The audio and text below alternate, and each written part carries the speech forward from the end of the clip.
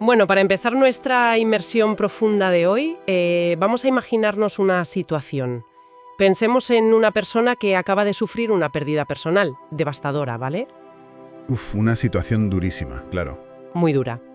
Pues en lugar de derrumbarse, o de llorar o buscar apoyo, esta persona llega a su casa, enciende el ordenador y con total frialdad empieza a calcular las etapas clínicas de su duelo en una hoja de cálculo.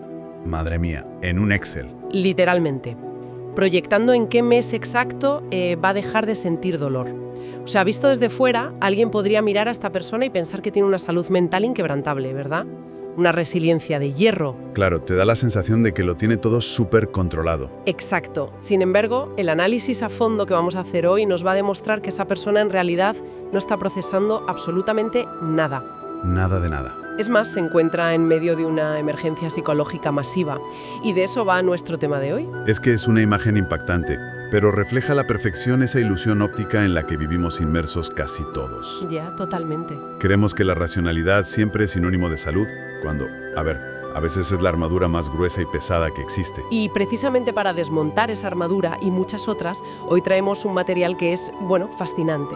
Es un manual clínico exhaustivo y una presentación fechada en enero de 2026. Muy reciente. Sí. Se titula La anatomía de la psique, los guardianes de la identidad y está desarrollado por el equipo de Deilu Psicología. Un trabajo impecable, por cierto. Sí. Y la misión de este análisis es explorar lo que el psicoanalista Heinz Hartmann catalogó como una paradoja fundamental de la experiencia humana.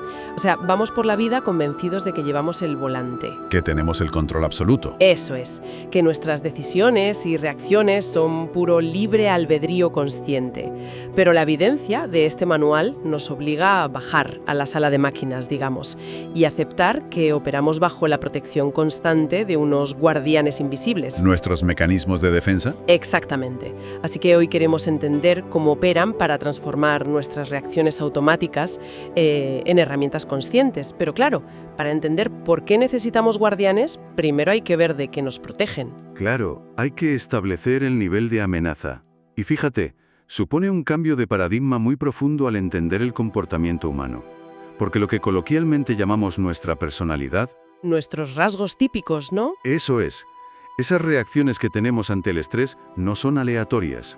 Son un entramado súper sofisticado de estrategias de nuestro yo, diseñadas a lo largo de los años para la pura adaptación. O sea, pura supervivencia emocional. Gran parte de nuestro verdadero yo empezó siendo en el fondo un traje antiexplosivos. Tal cual, un traje antiexplosivos ante lo insoportable. Y para visualizar la presión bajo la que opera este sistema, no hace falta repasar las definiciones de manual, pero sí entender que en la base de la psique no hay paz. Cero paz.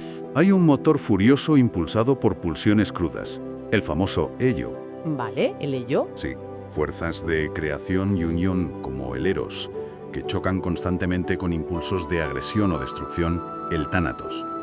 Y ese motor exige satisfacción inmediata y ciega, lo quiere todo ya. Y claro, justo en el otro extremo de la cuerda, bloqueando la salida, están los tensoles, ¿no? El superyo. Exacto, el superyo, que no solo nos impone la brújula ética de lo que es correcto o incorrecto en la sociedad, sino que además nos impone un narcisismo primario tremendo. O sea, una exigencia de perfección absoluta. Eso es, no tolera el fracaso, no tolera nuestras sombras. Bueno, tratando de visualizar esta tensión, se me ocurre una analogía. A ver qué te parece. A ver, dime. Imaginemos que el yo, que es la parte de nuestra mente que tiene que dar la cara ante el mundo real, es como un director de proyectos en una empresa que está a punto de quebrar. Vale, me gusta por dónde vas. Por un lado, este pobre director tiene un equipo creativo, salvaje y caótico que exige lanzar ideas arriesgadísimas ahora mismo, sin importar si hunden la empresa. Ese sería el ello. Claro, pura impulsividad. Y por otro lado, tiene a la junta directiva, el superyo, que es implacable, súper conservadora y que le amenaza con despedirle al más mínimo error o imperfección ética. Una pesadilla corporativa en toda regla. Totalmente. Y el director de proyectos está ahí, atrapado en medio, sintiendo una angustia asfixiante para que no dinamiten el edificio. Y en ese pico de estrés es cuando despliega las defensas. ¿Como tácticas de negociación desesperadas? Exacto, para ganar tiempo y sobrevivir. Es que la metáfora es perfecta, captura la mecánica de la angustia. Las defensas son la respuesta técnica de ese director para evitar la quiebra total de la mente. Claro. Y fíjate, el manual subraya algo muy importante. Las defensas jamás, repito, jamás, deben verse como enemigas o como simples defectos de carácter. No son un fallo del sistema. No, son los primeros rescatistas que llegan al accidente. Antes se usaba mucho la metáfora del airbag del coche, ¿sabes? Que estalla en el impacto para que la estructura no se fragmente. El airbag está bien, pero según este análisis se parece más a una respuesta autoinmune, ¿no? Exacto. Desde una perspectiva clínica encaja mucho mejor. Porque, a ver, una respuesta autoinmune no surge de la nada. Es tu propio cuerpo intentando protegerte de una amenaza letal. El problema es cuando el sistema se confunde y empieza a atacar a los órganos sanos. Ahí les dado. Ese es el daño colateral. Y esto nos lleva a la gran encrucijada de hoy. Si estas defensas son rescatistas, ¿por qué algunas nos arruinan la vida? ¿Por qué acaban destruyendo relaciones, carreras y hasta la salud física de quienes nos escuchan? Pues para entenderlo, el material de Deilu Psicología explora los niveles de madurez defensiva. Y empezamos, lógicamente, por el nivel 1. El sótano de la mente. El estrato más primitivo de supervivencia. Aquí, la psique de la persona es tan frágil ante la angustia que es incapaz de procesarla. El yo no tiene recursos internos. Opera bajo un locus de control externo absoluto, creo que lo llaman. Exacto. Y toma una medida drástica, distorsionar la realidad compartida. El caso más evidente es la negación masiva. Y ojo, no hablo de ser un poco optimista. No es mirar hacia el otro lado un segundito. Hablamos de un rechazo frontal a la realidad empírica. Eso es. Imagina a alguien que recibe un diagnóstico médico innegable, muy grave, y convence a todo su entorno de que los laboratorios han mezclado las muestras, y vive como si la enfermedad literalmente no existiera. Madre mía. Y luego, dentro de este nivel 1, está un mecanismo que me parece devastador para las relaciones humanas, que es la escisión. La escisión. Clásica de la posición esquizoparanoide de Melanie Klein. Sí, y esto en el día a día explica comportamientos súper desconcertantes. Pensemos en un entorno de trabajo. Un empleado ve a su nuevo jefe como, no sé, un líder mesiánico. Un salvador impecable. Exacto. El héroe que va a arreglar su carrera. Pero el día que ese jefe comete un error mínimo o le hace una simple crítica constructiva, el empleado no procesa la decepción. Se fractura. Su mente hace crack. Y ese jefe pasa a ser, en cuestión de un segundo, un monstruo manipulador. El peor villano posible. Es que la mente primitiva no puede sostener la ambivalencia. Le es imposible tolerar que una persona pueda ser buena y al mismo tiempo equivocarse o frustrarnos. Claro, juntar ambas cosas en la misma persona generaría demasiada angustia. Demasiada. Así que la psique literalmente escinde, o sea, parte la imagen del otro en dos categorías absolutas, ángeles y demonios. Es un mecanismo de supervivencia extrema, pero te deja en un mundo súper inestable. Y muy paranoico, sí. Entonces, a ver, si el nivel 1 es el cerebro alterando la película de la realidad para no ver al monstruo, supongo que el nivel 2 es cuando esa tensión ya no cabe en la mente y se derrama hacia afuera, ¿no? Hacia el cuerpo. Esa es la transición exacta al nivel 2, que agrupa las defensas de acción y de somatización. Cuando el conflicto psíquico, en contrapalabras, busca una salida física. Por ejemplo, el desplazamiento. Clásico. Alguien sufre una humillación tremenda por parte de un superior. La angustia se dispara. Pero el director de proyectos internos sabe que si le responde al jefe, le despiden. Así que se calla. Pero esa energía tiene que ir a algún lado. Y va. La persona llega a su casa y desata una furia desproporcionada contra su pareja porque, no sé, ha dejado un vaso mal colocado. O la somatización directa, que es tela. El conflicto se convierte en tejido inflamado. Literalmente. Ese típico dolor de espalda crónico que aparece de forma casi mágica cada domingo por la tarde antes de empezar la semana. O una gastritis vinculada a un secreto familiar. Que no se puede ni nombrar. Exacto. Pero aquí quiero hacer una pausa y plantear la pregunta del millón, porque esto es clave. A ver. Viendo el coste altísimo que tienen estas defensas primitivas, o sea, te destrozan la realidad, dañan a tu pareja, te enferman físicamente, ¿qué beneficio evolutivo encuentra el cerebro para usarlas? Pues aquí es donde el manual de Deilu Psicología nos obliga a salir de la teoría y entrar en la neurobiología pura, con la síntesis biopsíquica. Ajá. Estas defensas no son decisiones lógicas. Están ancladas en las estructuras más antiguas del cerebro, en el sistema límbico y muy concretamente en la amígdala. Que es como un detector de humo ultrasensible. Exactamente. Y lo crucial aquí es que la amígdala no distingue entre la aparición de un depredador físico y una amenaza emocional abrumadora. O sea, reacciona igual ante un tigre de Bengala que ante un rechazo social en la oficina. Igual. Dispara la misma cascada química, lucha, huida o colapso vagal dorsal. Se ignora por completo la corteza prefrontal. Se la salta. El cerebro no está evaluando si gritarle a tu pareja es inmaduro o injusto. Evalúa que, si no libera esa presión en milisegundos, el organismo entra en colapso irreversible. Madre mía, elige el síntoma porque percibe que la alternativa es la muerte psíquica, sobrevivir a cualquier precio. Así es. Pero bueno, avancemos en este viaje. Digamos que logramos calmar a esa amígdala aterrorizada, superamos este caos y llegamos al nivel 3, el terreno de las defensas neuróticas. Aquí la cosa cambia.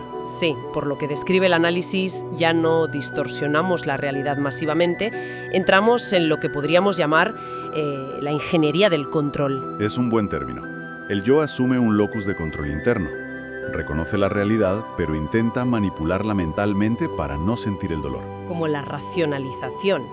Pensemos en alguien que no consigue un ascenso para el que lleva años preparándose porque sencillamente no daba la talla. Y en lugar de procesar esa herida en su autoestima, Construye un andamiaje lógico impecable.